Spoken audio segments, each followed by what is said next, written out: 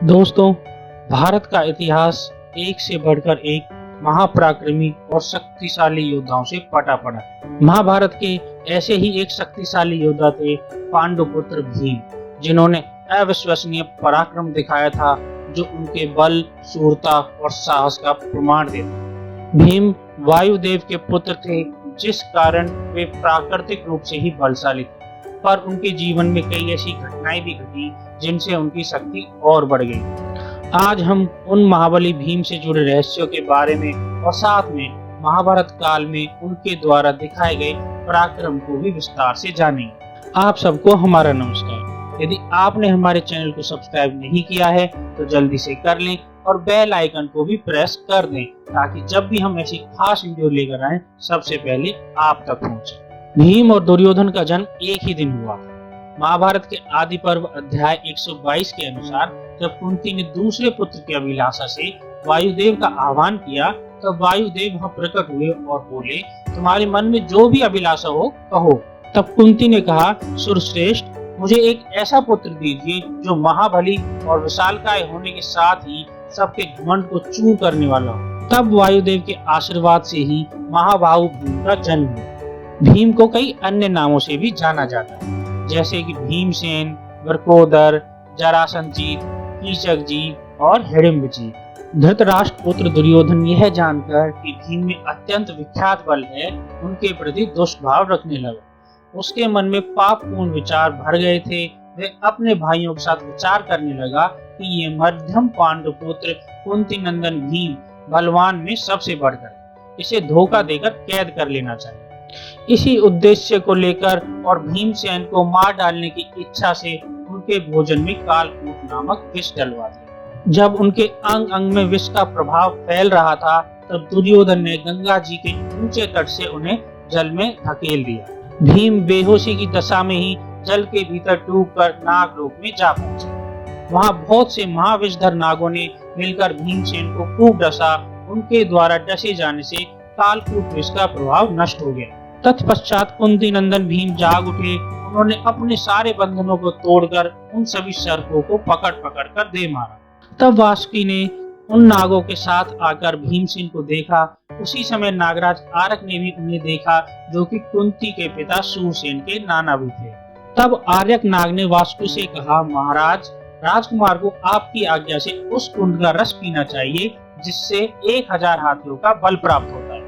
तत्पश्चात भीम बैठकर कुंड का रस पीने लगे। वे एक ही सांस में एक कुंड का रस पी जाते थे। इस प्रकार उन्होंने 8 कुंडों का रस पी लिया और पहले से भी शक्तिशाली होकर वापस लौटे। भीम की गदा दुर्योधन की गदा से 1.5 गुना अधिक भारी थी। वह गदा एक समय राजा वृषपर्वा के पास थी। उन्होंने युद्ध में शत्रु का संहार कर उस गदा को बिंदु झील में रख दिया था। मयासुर ने कहा था कि वह गदा अकेली ही 1 लाख गदाओं के बराबर है।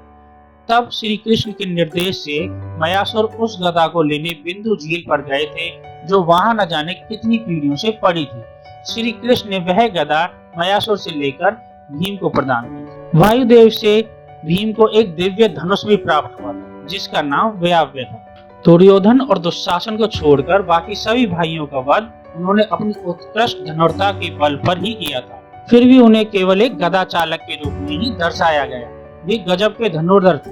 पांडवों में सर्वप्रथम भीम का ही विवाह हुआ था। उन्होंने हिडिंबी नाम की राक्षसी से विवाह किया था। घटोत्कच इन्हीं दोनों के पुत्र थे। भीम ने काशी की राजकुमारी वालंधरा से विवाह किया था, जिनसे उन्हें एक पुत्र की प्राप्ति हुई थी। उसका नाम सर्वज्ञ था। द्रौपदी से भी उन्हें एक पुत्र की प्राप्ति हुई थी, जिसका नाम सुतसोम था। चलिए अब बात करते हैं भीम के पराक्रम एवं उनके द्वारा लड़े गए युद्धों के बारे में। जब गुरु द्रोणाचार्य ने गुरु दक्षिणा स्वरूप द्रुपद को बंदी बनाकर लाने के लिए कहा था, तो सर्वप्रथम भीम ही अकेले द्रुपद की विशाल सेना पर झपट पड़े थे। तब सभी पांडवों ने, यहाँ तक कि अर्जुन ने भी भीम द्वारा बनाए गए मार्ग का ही अनुसरण किया था। भीम ने हिडिंबसुर, बकासुर, मणिमन, जटासुर, किरमिर आदि और भी कितने राक्षसों का वध किया। जब द्रौपदी ने कीचक द्वारा किए गए अमर्यादा पूर्वक व्यवहार के बारे में भीम को बताया था, तो वे बहुत क्रोधित हुए और भीम ने शक्तिशाली कीचक का वध बड़ी क्रूरता से किया। महाबली भीम ने कीचक की एक एक हड्डी को पीस डाला था। कीचक का शव मांस के गोले के समान प्रतीत होता था। इसके अलावा भीम गजब के गदायुध तो थे ही, इसके साथ साथ वह एक उत्कृष्ट धनुर्धर भी थे। वे धनुर्विद्या के 4 रूपों को जानते थे।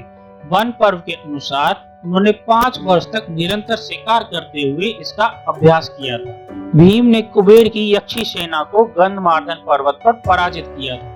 गंधमार्दन पर्वत में ही उनकी भेंट हनुमान जी से हुई। वहीं हनुमान जी से भीम ने चारों युगों सत्य, त्रेता, द्वापर और कली के आचरण के बारे में ज्ञान अर्जित किया था। इसके अलावा भीम ने 14 दिन तक शक्तिशाली जरासंध के साथ मल्ल युद्ध करके उसे पराजित कर उसका वध किया था। श्री कृष्ण ने युद्ध से पहले भीम से कहा था उतना ही बल उपयोग करना जितनी शक्ति जरासंध दिखाए, और उन्हें अपने वास्तविक अलौकिक बल का उपयोग करने से मना कर दिया था। अब बात करते हैं कुरुक्षेत्र में भीम द्वारा दिखाए गए प्रचंड पराक्रम की। धृतराष्ट्र के लगभग सभी पुत्रों की मृत्यु भीम के हाथों ही हुई थी। इसके अलावा कुरुक्षेत्र युद्ध में कौरव सेना के सभी प्रमुख योद्धा भीम के हाथों पराजित हुए थे, जैसे कि भीष्म, द्रोण, कर्ण, शल्य आदि। कुरुक्षेत्र युद्ध के 14वें दिन भीम ने कर्ण को 1 से अधिक बार पराजित किया। सिर्फ उसी दिन दुर्योधन के 31 भाई भीम के हाथों मारे गए थे। वे सभी कर्ण की रक्षा के लिए वहां आ रहे थे और स्वयं मारे गए। इसी दिन उन्होंने आलम्बुस नामक राक्षस को भी पराजित किया। भीम युद्ध के 17वें दिन भी कर्ण को 1 से ज्यादा बार पराजित करने में सफल रहे थे, जबकि उस दिन कर्ण ने अपने शब्दों के अनुसार विजय धनुष धारण कर रखा। उसी दिन भीम ने कर्ण के सामने ही उसके पुत्र भानुसेन का वध कर डाला था। भीम ने द्रौपदी के चीरहरण का बदला लेने के लिए दुशासन की छाती फाड़कर उसका रक्तपान किया और फिर तलवार से उसकी गर्दन काट डाली। कुरुक्षेत्र युद्ध के 14वें दिन को हुए भीषण युद्ध में उन्होंने अकेले ही एक अक्षौणी सेना का वध कर डाला था, और 18वें दिन भी उन्होंने संपूर्ण एक अक्षौणी सेना का वध किया था।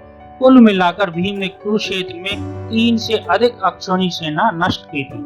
युद्ध के 15वें दिन वे भीम ही थे जो अश्वत्थामा द्वारा चलाए गए नारायण अस्त्र के आगे नतमस्तक नहीं हुए थे। एक भीषण गदा युद्ध में उन्होंने दुर्योधन को पराजित कर उसका वध किया था, जिसके साथ ही कुरुक्षेत्र युद्ध का अंत हुआ था। तो दोस्तों, आज के लिए इतना ही। उम्मीद है आपको ये वीडियो पसंद आई होगी।